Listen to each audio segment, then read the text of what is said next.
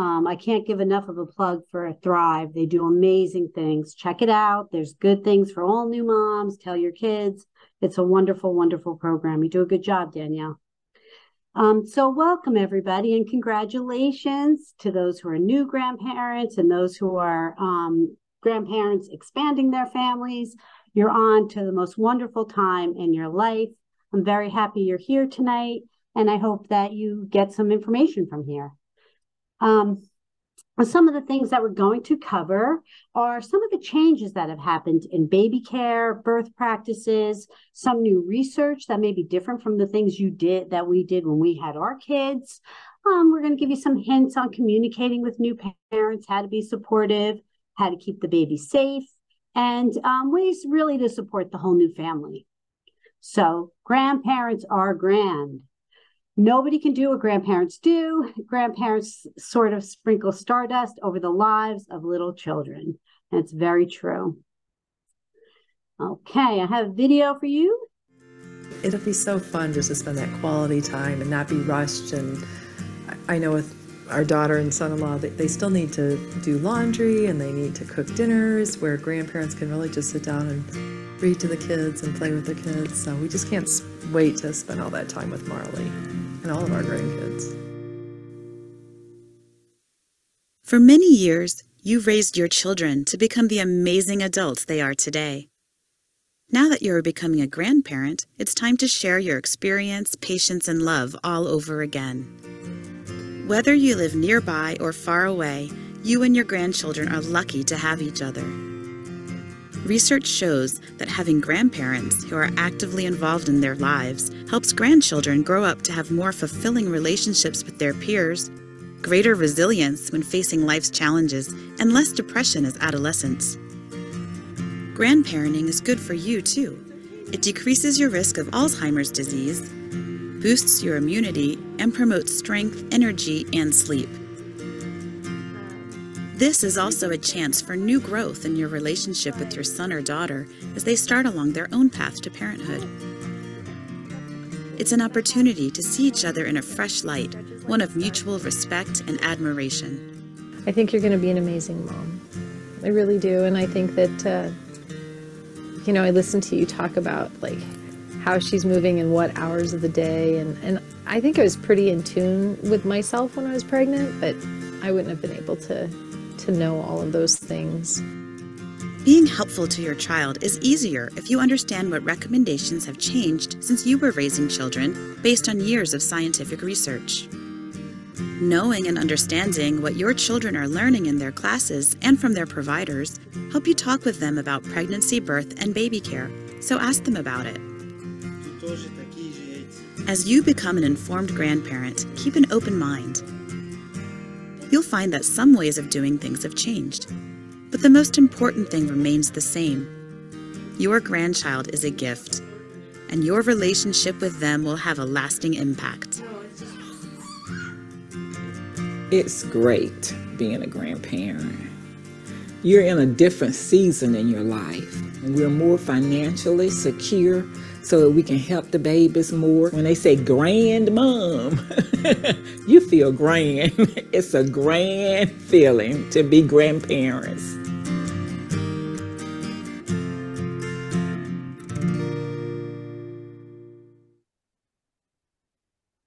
So again, just to reiterate, the more informed you are, the better you will be as a grandparent. And there's so many advantages for your grandchildren. It's been shown that they have a greater relationship with their peers as they get older. They have more resilience when they face challenges, and they have better coping skills. And even as adolescents, they suffer from less depression. And for yourself, their research shows you have a less decreased risk of Alzheimer's disease. You have higher immunity. You feel you have more strength, energy, sleep better, and makes you feel younger.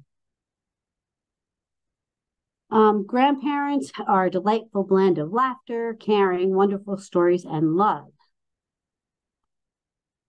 So current birth practices may have changed since you had your children and I had mine.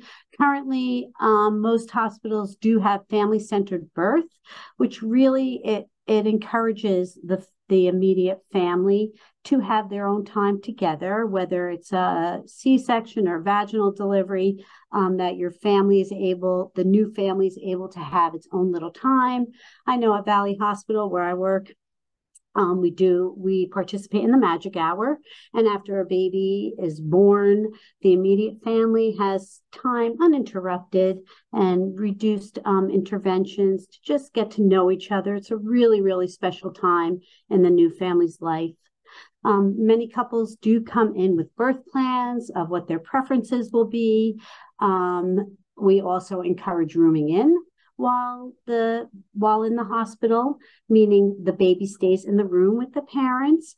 I know when I had my children, they brought the babies out at certain hours. Now we want the moms to kind of, and dads and partners, to get to know the patterns of the newborn, and they feel that can be accomplished best by having the baby in the room and to kind of get used to the baby. Also today, hospital stays are much shorter. Vaginal deliveries typically stay for 2 days and a C-section about 3. So it's not as long as perhaps we stayed when we had our babies. There's also a lot of security measures in place. We have, all our babies have a sensor on. We are a locked unit.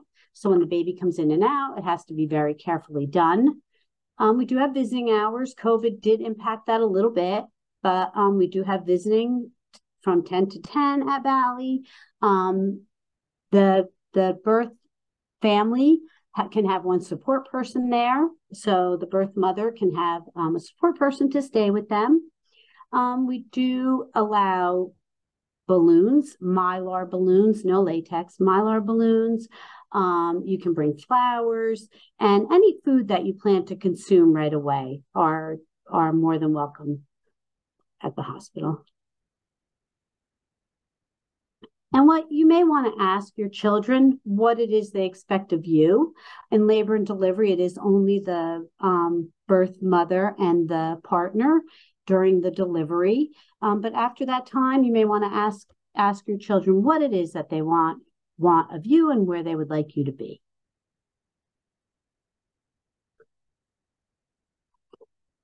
So, after giving birth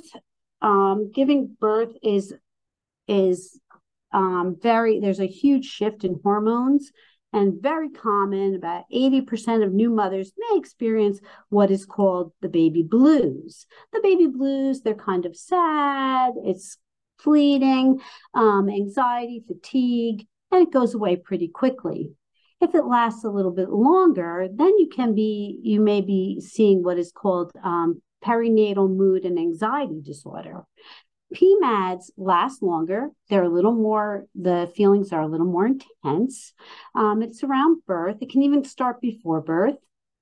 And this includes postpartum depression, anxiety, OCD, and the percentage of women and even partners that experience this is about 11 to 20%. So it's a little bit of a less people than in the blues, but definitely we still see it. So they were both a little bit overwhelmed. My daughter was definitely teary, which we never see in her. She's not a teary person at all. That was very different for us, and so we just wanted to be there to support both of them emotionally and physically. We know a lot more than we did before about how changing hormone levels, a lack of sleep, and other stressors can affect both parents emotionally. For example, about 80% of all new mothers experience the baby blues. These feelings of worry, sadness, and fatigue occur during the first couple of weeks and usually go away on their own. The best treatment is getting as much rest as possible and lots of emotional support. We also know that about 15% of new mothers develop perinatal mood and anxiety disorders, also called PMAD. Perinatal means the time during pregnancy, up to 1 year after birth. PMADs are more extreme and longer lasting than the baby blues. Symptoms include crying or sadness that doesn't go away, irritability and anger, difficulty bonding with the baby, feeling anxious, panicky, or out of control, having problems eating or sleeping, and mom having upsetting or intrusive thoughts about things like hurting herself or the baby. Everyone around the new mother should be aware of these signs because she may not be able to see them on her own. PMADs alter brain chemistry and are not her fault. You have so many people that love you, are here for you. It's hard, and you're the best mom I know. Fortunately, they can be treated with therapy and medication. Be sure to check in with mom often and ask how she's doing. And don't forget to check in with the other parent, too. Having a baby can also be hard on the partner's emotions.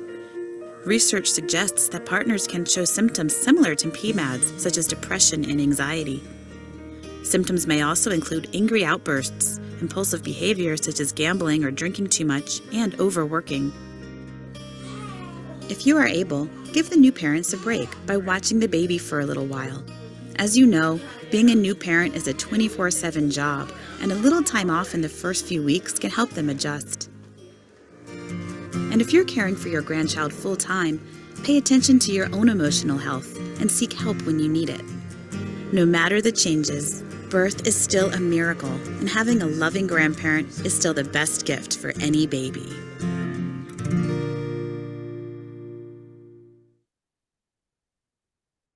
So if you do see these changes in your child, it's very, very important that you have them notify their healthcare provider. Sometimes they're not even aware that it can be treated so easily with therapy, medications. There's no reason for them to feel that way, and we don't want them to. There's tons of support groups. We have one here right at Valley. We have a support group, and there's also other organizations, so you don't have to feel alone. Okay, so some things may have changed in baby care since you had your babies. First of all, babies still cry. They absolutely cry like they did even when we had ours. My belief has always been hold babies as much as you want to, as much as they'll let you, because pretty soon they get independent and they don't want to be held anymore. So that's what we do. Babies cry for the same reasons they did before, but we now know that newborn crying follows a pattern and it's normal. It starts to increase at about 2 weeks, peaks around 2 months, and starts to decrease around 4 to 5 months. What causes the more intense crying that you may have called colic is still unknown. Some babies just cry more intensely than others, but the crying will decrease in time. Parents of babies who cry like this may need additional support from you.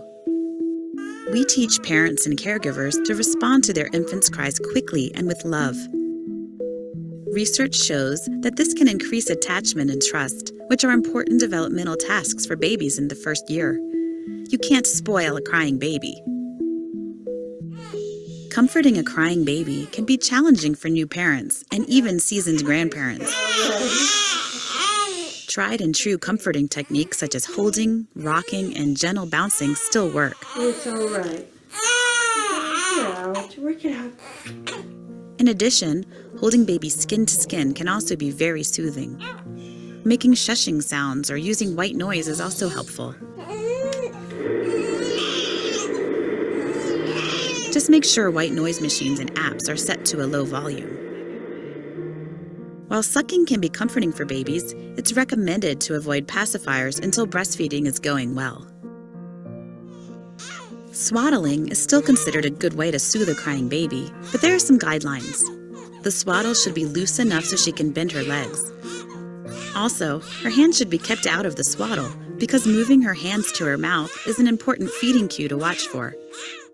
For safety reasons, stop swaddling around 2 months old, since this is when your grandbaby could get loose from the swaddle or roll over onto her stomach, which is a SIDS hazard. If a parent or caregiver feels they are losing self-control because of the crying, it's best to put baby down in a safe place and step away for a few minutes to take some deep breaths or call someone for a break. Abusive head trauma, also called shaken baby syndrome, still happens. Remember, it's never okay to shake, throw, or hit an infant. As grandparents, you can be a resource for your son or daughter when the crying gets to be too much. Let them know that you're just a phone call away. It's helpful to know that many of the methods you relied upon to comfort and care for your baby are still relevant today, with some new twists. It'll come right back to you.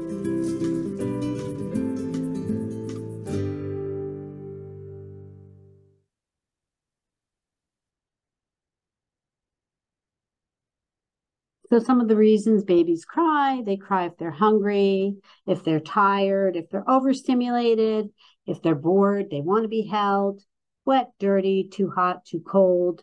All these reasons are things that can make a baby cry. So you want to kind of go down the list and make sure that you're trying to address the obvious things, go through the whole symptoms of, is the baby hungry? Does the baby need a burp? Do they want to be held, put down? And you can kind of turn the lights down. Sometimes they're overstimulated. They come from a very dark place. It's very bright, a lot of noise. Turn the stimulation down. That helps also. You want to make sure that you're responding quickly. Babies at newborns up to a year old, they're learning to trust people. And they learn that by you responding in a quick manner. No longer, we never let them cry it out. If it's too much, if the baby's crying and you've gone through the list and you can't figure out what it is that's upsetting them, the best thing to do is put them in a safe place and kind of just wait until you calm down. And for your children, most important, you want to make sure that they know that you're always just a phone call away, even if it's just by FaceTime or social media, so that you can definitely be there for them to help them and they don't feel alone. Because crying can really frustrate a new parent. Other changes in baby care that that may have changed from when you had your children. For one thing, keeping the umbilical cord clean and dry. We used to, years ago, put lots and lots of alcohol on the belly button. We found that it doesn't help and it doesn't hurt, but it's not really necessary. But see what your pediatrician says. Not necessary to put all that alcohol on. We only bathe them about 2 to 3 times a week. They don't get very dirty. We're going to sponge bathe them until the belly button falls off and until the circumcision is healed. So a couple weeks, we're just going to sponge bathe a couple times a day. In between, you can keep their hands, face, and diaper area clean. We don't use baby powder anymore. Research found that babies would inhale the baby powder and it would actually cause sort of an asthmatic reaction. So no longer, even though we doused our babies with tons of baby powder, we don't use it anymore. It's not recommended. And as far as circumcising, if your grandson, it's up to your children, and they'll decide whether or not they want to circumcise the baby. At Valley, the obstetricians are the doctors that do the circumcisions. So I have a video on baby care. I used cloth diapers, and it was easier. It was work, but it was easier. You had a schedule. You did your diapers daily, basically when the children are asleep. I need my glasses to change diapers so I can find the tape, and get everything right. And then they're moving around, so diapering is hard. While many of the things you learned about caring for a baby are as current as ever, some have changed. Remember how you may have been told to bathe your baby every day? Now it's recommended that parents bathe their baby as needed, usually around 2 to 3 times per week. Research shows that too much water can dry out the baby's skin. Even hospitals now delay baby's first bath. Giving a newborn a tub bath instead of just sponge bathing is now considered okay by most providers, unless the baby has been circumcised. In this case, wait until the circumcision has healed before immersing your grandchild in a bath. When you bathe your grandchild, it's okay to use a little gentle, fragrance-free soap if he needs it, but his skin doesn't need lotions, oils, or powder. In fact, baby powder is not recommended at all because it can cause breathing problems. Also, parents are taught to keep the umbilical cord clean and dry to prevent infection, although they should follow whatever their doctor's instructions are. It's also recommended to fold down the diaper as the cord heals. Speaking of diapers, parents get to choose between cloth and disposable diapers. There is no right or wrong, it's personal preference. While disposable diapers are very convenient and now have wetness indicators, cloth diapers have come a long way too. Parents can wash their own diapers or pay to have them cleaned by a laundry service. The number of boys who are circumcised has decreased over the years.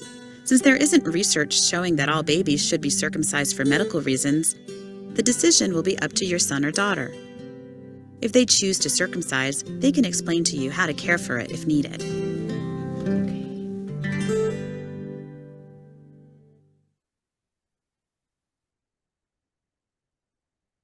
All right. So keeping the baby safe, of course, one of the most important things still is wash your hands. Always wash your hands. If you're sick, you're obviously not going to come in to visit the baby. You want to minimize your contact with sick people. Breastfeeding has been shown to help babies with their health. As it passes along so many immunities. Yourself, you have to make sure that you get your vaccines in order to visit the baby. The shots that we recommend are flu, shingles, that protects the baby from chickenpox, since they don't get a chickenpox vaccine until they're about a year and a half. The pertussis vaccine is the whooping cough. That is the Tdap vaccine, and the part of the Tdap that we are concerned with is the pertussis. It's very dangerous for babies to get whooping cough. So we do recommend that you get the Tdap vaccine 2 weeks before the baby is born. And you want to make sure that the baby is kept up with its own vaccines and checks and well baby visits. There is a lot more research around infant health and safety these days, and as a result, there are many more guidelines and regulations to keep your grandchild healthy. Many of these recommendations are familiar and make a lot of sense. For example, the best way to protect your grandchild from germs is still to wash your hands before touching or holding her and stay away if you're sick. And prevent her from getting sick by staying healthy yourself. Get your flu shot during flu season and make sure your vaccines are up to date. If you are over 50, the shingles vaccine is recommended because exposure to the shingles virus puts babies at risk of getting chickenpox. Babies don't receive their first chickenpox vaccine until they're 12 to 15 months old. Also, pertussis, commonly known as whooping cough, can be fatal to infants, especially those under 6 months, and it's on the rise. If you haven't already, get your pertussis vaccine as soon as possible and at least 2 weeks before visiting the baby for the first time. The pertussis vaccine is good for 10 years.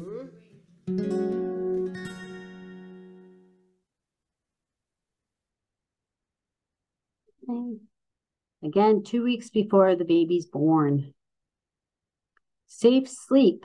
I don't know when you had your children.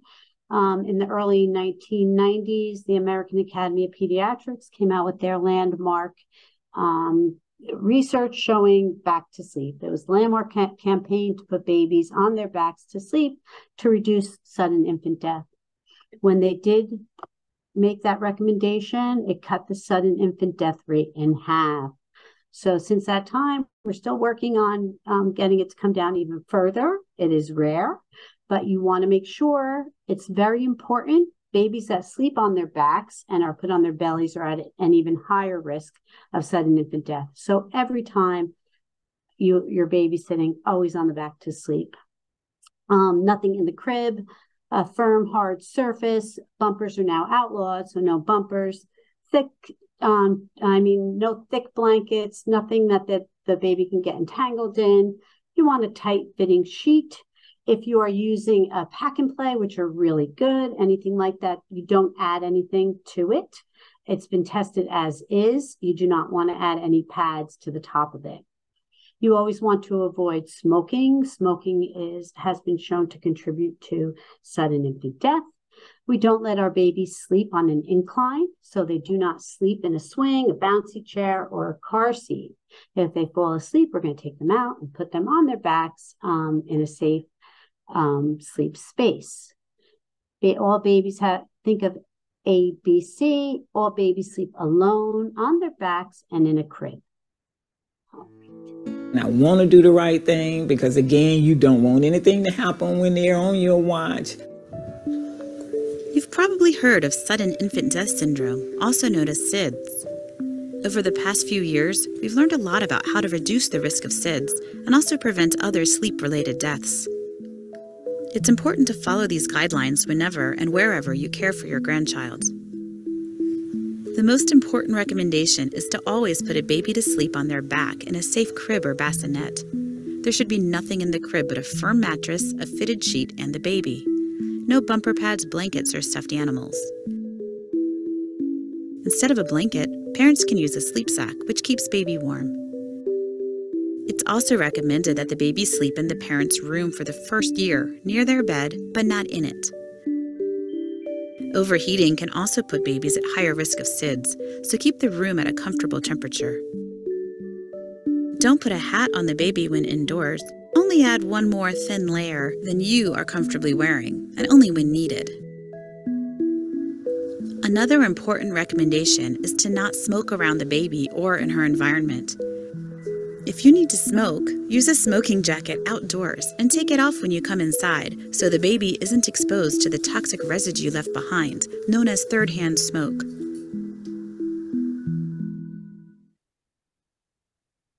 Okay, so again, room temperature about 68 to 72 degrees, kind of cooler. One layer warmer than you would be dressed is the way we dress our babies to sleep. Car seats, it's important that if you're going to be transporting the grandchild back and forth, that you have a safe car seat. Infants are always rear facing, and you should always have the car seat installed and checked at a place that checks car seats. Like you can go onto this government National Health Safety to find places that will check your car seat, that they are certified car seat inspectors. It's very difficult to become certified as a car seat inspector. They really know what they're doing, and I highly recommend that when you get your car seat, you go to one of them to make sure it's installed properly. Also, a good idea if you don't, that you get an extra base, which is kind of cheap. So this way, I think that's what that says, buy an extra car base so you have more ways of transporting the baby. We never add anything to the car seat that it didn't come with, nothing behind the baby, nothing that interferes with the straps. So this was 34 years ago. They wheeled me out, holding my baby, and put me in the car, and we drove. No car seat. Using a correctly installed and safe infant car seat is the #1 thing you can do to protect your grandchild. The American Academy of Pediatrics recommends that all infants ride rear-facing, starting with their first ride home from the hospital. All infants and toddlers should ride in a rear-facing seat as long as possible, until they reach the highest weight or height allowed by their car seat's manufacturer. Always place the car seat in the back seat, because the impact of a front passenger airbag could seriously harm the baby. Plus, the back seat, especially the center position, is generally safer in a crash. Because there are many different car seats and ways to secure them, it may not surprise you to know that more than 90% of all car seats are installed incorrectly. Fortunately, you can find a car seat inspection center that helps you install your seat free of cost. To check for a facility near you, go to safercar.gov. If you plan on transporting your grandchildren, buy an extra base that fits their car seat. That way, the car seat can just snap in. Don't forget to have it inspected. Another thing to know about is hot car safety. Every year, children suffer from heat stroke or worse from being left in a car. Never leave a child alone in a car, even with the windows rolled down. The inside of a car can reach dangerous temperatures. The vast selection of baby equipment can be overwhelming. To help determine what's safe, visit government consumer protection websites that list product recalls and recommendations. When it comes to what equipment the expectant parents need, let them decide. If they ask for advice, give it, but don't criticize their choices. Offer to fill out and send in the recall cards that come with the baby equipment. That way, parents will receive safety alerts without needing to check for them. Terica would always let me know, Mom, you need to do it this way. Mom, you can't do that. You can't lay the babies on their stomachs anymore. You have to flip them over. So she's going to keep you abreast. She's going to give you, when she leave them, she's going to give you a little chart and that you need to go by a little schedule. Recommendations have changed about being outdoors as well. During the summer months, keep baby out of direct sun, especially between the peak hours of 10 a.m. and 2 p.m. When adequate clothing and shade are not available, you can apply a minimal amount of sunscreen with at least 15 SPF to small areas, such as your grandbaby's face and the back of her hands. Insect repellent with DEET is not recommended for babies under the age of 2 months. Just try to avoid being out at dusk and in areas with a lot of mosquitoes. For older babies, the repellent should contain no more than 30% DEET. Outside or in, pets are wonderful, but never leave your grandchildren alone with them. Also, don't leave babies alone with young children either. Pets and children can be unpredictable. There's a lot to know about infant health and safety, but if you use your common sense, respect the parents' choices, and follow the new recommendations, your grandchild will be safe and secure in your arms.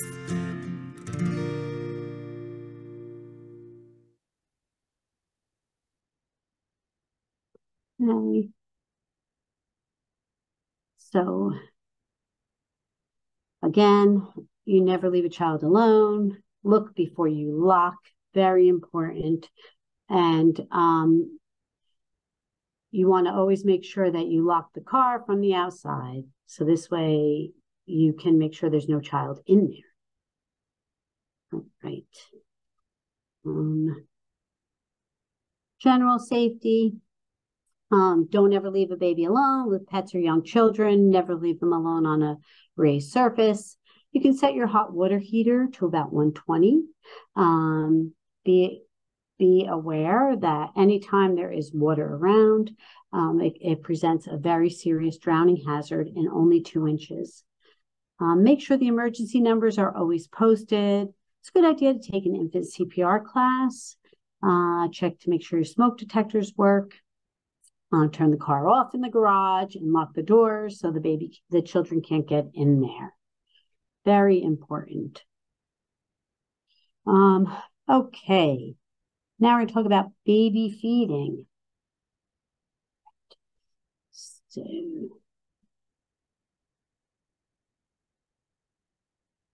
So breast milk is best. Not sure how you fed your children, if you breastfed. If your children do want to breastfeed, it's really important that you support them. Breastfeeding supports a baby's immune system. It helps to overall health. It leads to better overall health for both mother and baby. Breast milk has been shown to reduce the risk of sudden infant death, and breastfeeding is absolutely contributes to bonding. So here's some changes. I breastfed all of our children, but it was so much more of a private thing. It seemed like I went into a different room. I made sure I was always covered up. Where breastfeeding has come so much farther now, where it's publicly accepted. Chrissy's not embarrassed about it at all. She knows that Marley needs to eat whenever she needs to eat, and is very comfortable with breastfeeding. And she feels so supported by so many community members, and to be able to breastfeed out in public. So it's come so far that it's not a hidden thing anymore, but it really something to be very proud of. Today, about 80% of new mothers choose to breastfeed their babies. Why? Research shows that babies who are fed only breast milk have a lower risk of asthma, childhood obesity, type 2 diabetes, ear infections, and SIDS. Breastfeeding also has health benefits for mothers, including lowering the risk of some types of cancer. In fact, the American Academy of Pediatrics recommends that babies be given only breast milk for about the first 6 months. This means no water, juice, rice cereal, or formula. They also recommend continuing to feed breast milk in addition to solids through the first 12 months and for as long as mom and baby would like after that. We now know that the thick, golden early milk called colostrum is packed with antibodies to protect against illness. That's why feeding the baby as soon after birth as possible is so important. We also know that breast milk changes to meet babies' needs as they grow or if they get sick. It's the perfect food. Breastfeeding guidelines have changed too. No more timed feedings or insisting baby take the second side.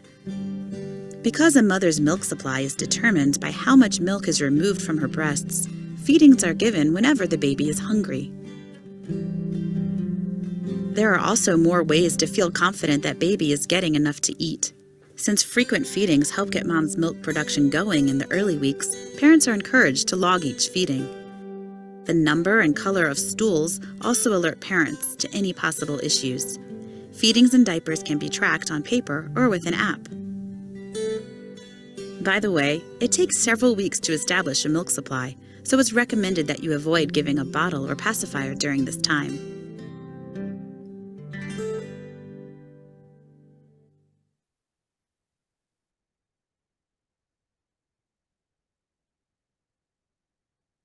Okay, so some of the guidelines today that may be different than when if you breastfed your child. We watch the baby, not the clock. We keep looking for hunger cues. In the beginning, babies need to feed at 8 to 12 times in 24 hours. They have teeny tiny bellies, and the milk supply kind of catches up to the belly size. All babies are going to lose weight. In the first week, there's not much you can do about that. They're peeing, they're pooping, they're burning calories, things they didn't do while they were inside. That's all normal. And the pediatrician is going to watch closely to make sure that the baby does return to its birth weight in about 2 weeks. So remember, sometimes breastfed babies don't always burp. You can offer them a burp, but they may not burp. So don't be anxious about that. We can support our breastfeeding moms by giving them time and space. We try not to make them self-conscious. We don't want to ask them to cover up. There's no need to cover up while they're breastfeeding. What we can do to support them, you can make them comfortable, bring them a glass of water, a snack. You can offer to burp the baby. If they're pumping, you can help with the pumping supplies. You want to encourage them, be complimentary, tell them what a great job they're doing. It's not easy. It's a learning curve. You want to make sure that you don't question, oh, is the baby getting enough? Do you think the baby's hungry? And you want to also kind of learn about how to handle breast milk to keep it safe, to store it, and to help mommy, so to support her. Now being back to work, I think it's challenging trying to pump while she's at work and then make sure that the milk is properly stored. And then we bring it to our house every day to feed Marley. So I think pumping is another challenge, but she's, once she was back to work in a good system, that seems to be pretty easy now too. Research has shown that mothers are more successful at breastfeeding when they are surrounded by people who encourage and support their decision. Avoid asking if it's feeding time or if the baby is getting enough to eat. If you breastfed successfully, remind her that there is a learning curve and share how you overcame any challenges you had in the beginning. Bring mom a glass of water or a snack, or offer to log the baby's feedings and diapers in the early days. You can also help burp the baby. If mom is having any issues, the earlier she gets help, the better. Fortunately, there are many more resources available to new breastfeeding mothers these days. Hospitals usually have a certified lactation consultant on staff, which is a breastfeeding specialist. Okay. Tell me about the latch. Does it feel like she's always getting a good latch? Many hospitals also offer outpatient breastfeeding clinics and new mom groups. If she needs it, you could offer to connect her with these resources. If you are caring for your grandchild for long periods, for instance while your son or daughter works, learn about how to store and prepare pumped breast milk and how to provide it in a bottle. A lot of thinking around breastfeeding has changed over time, so always follow the new parent's lead and learn what you can about today's breastfeeding practices. The more informed you are, the more helpful you can be.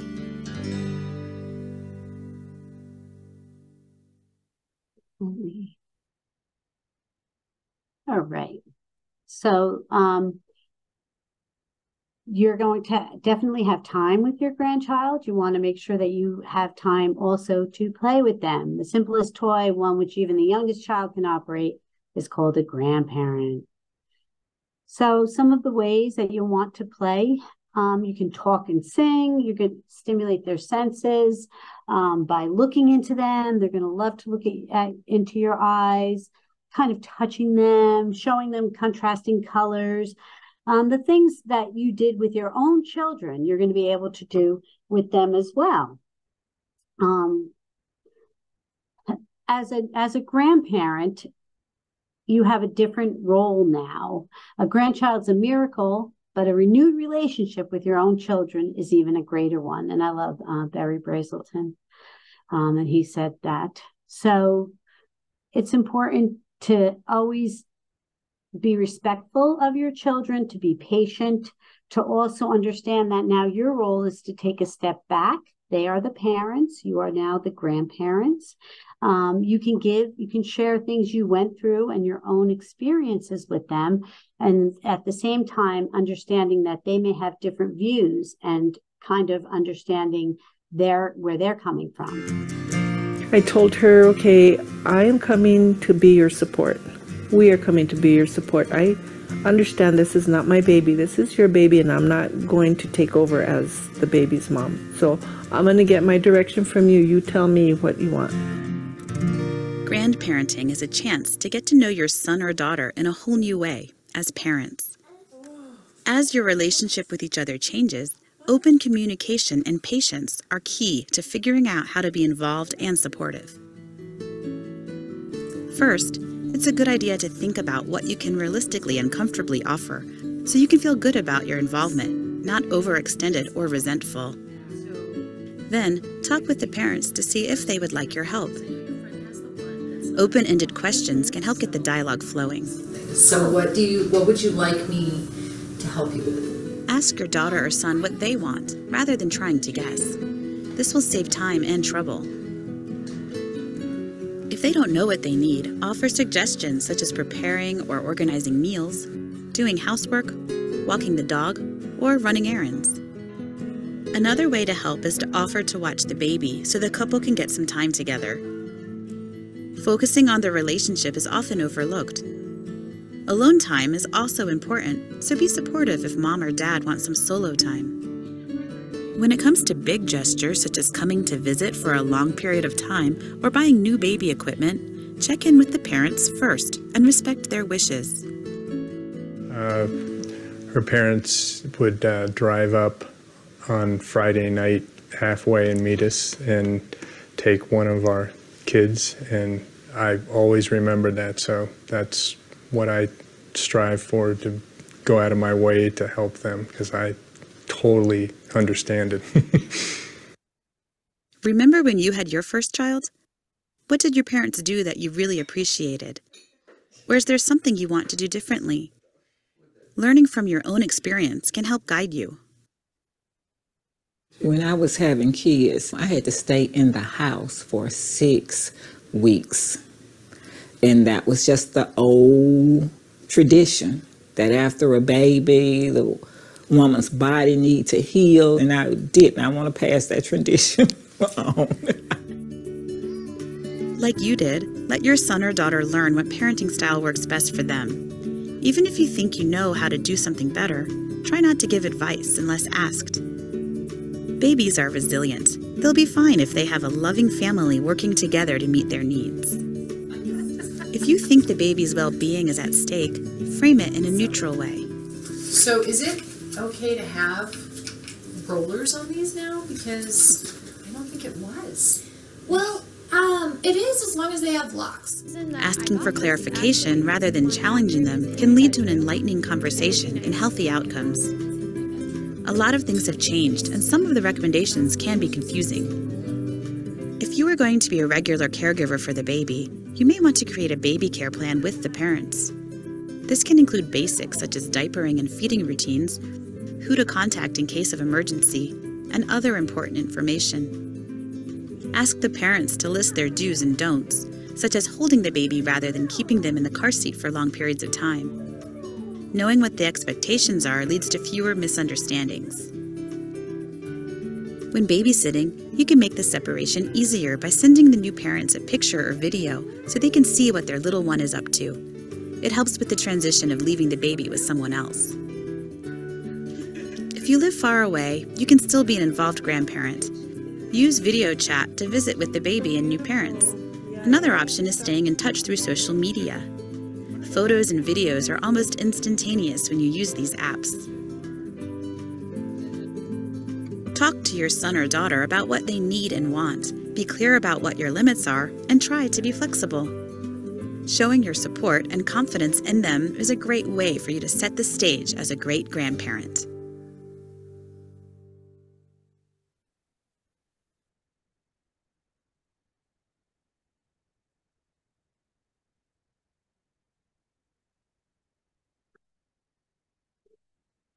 So some of the ways that they went over that you can support your children, offer to watch the baby.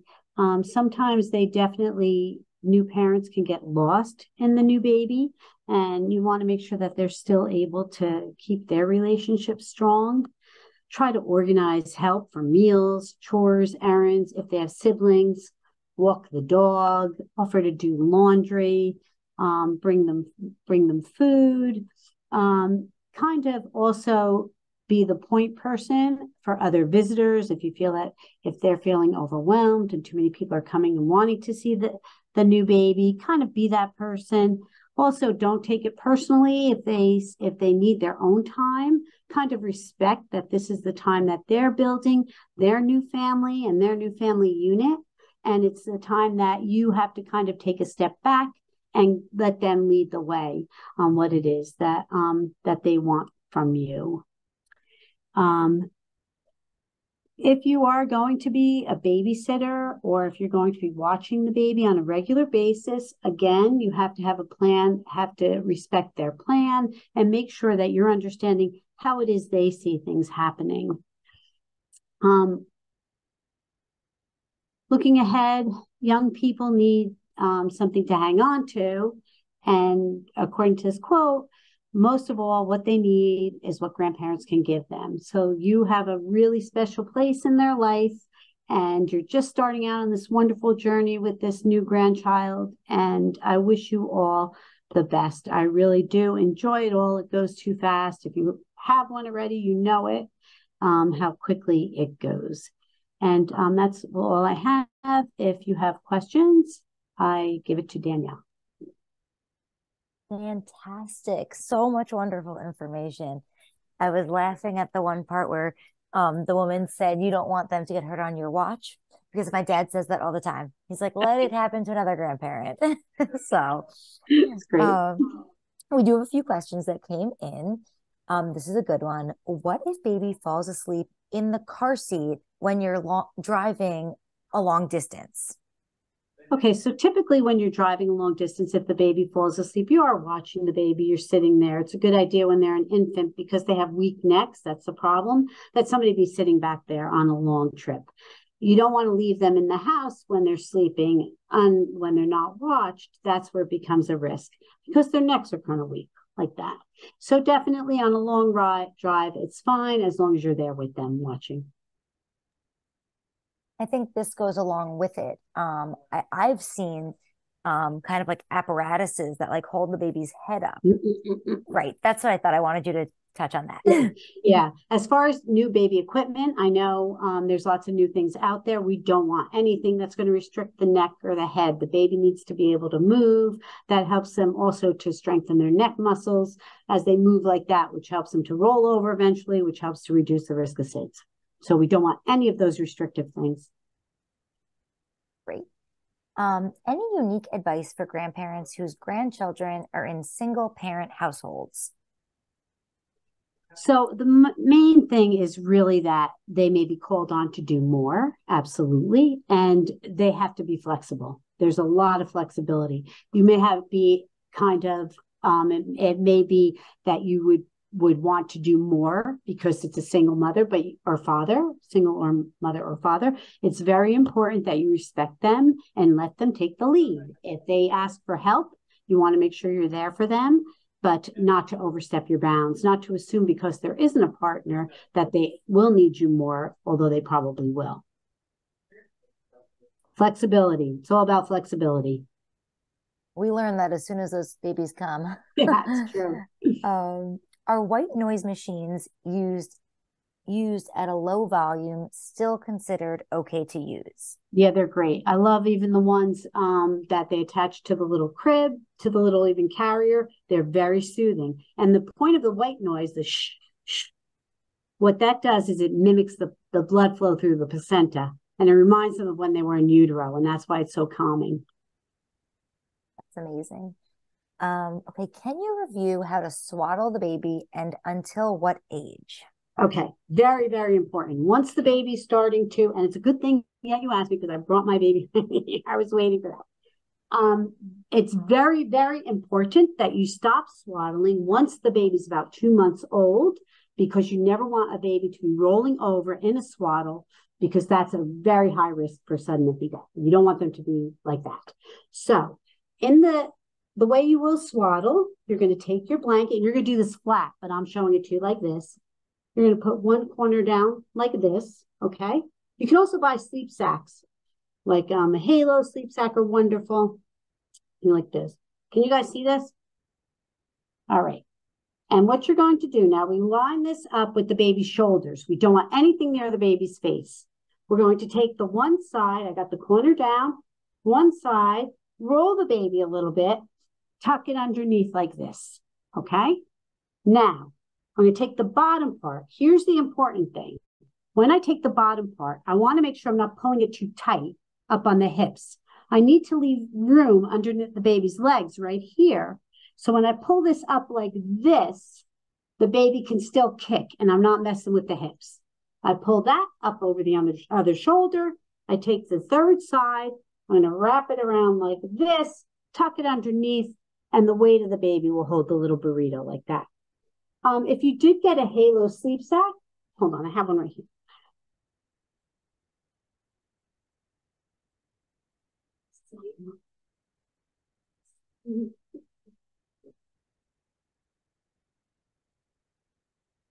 Yeah. And if you're delivering at Valley, you will get one as a gift. Your child will get one as a gift. It looks sort of like this. And what you do is you dress the baby in this. And the good thing about this, you can put the arms in or out. Some babies like their arms out. And it has the directions right here. So I love these. You see it right there. Same thing. You dress the baby, wrap. You can put one arm out. Some babies like one arm out. When they're born, they're like this. And so that way you'll know it when you meet your grandchild. Did that answer it? A question that came along with it was, should the baby's hands be outside the swaddle?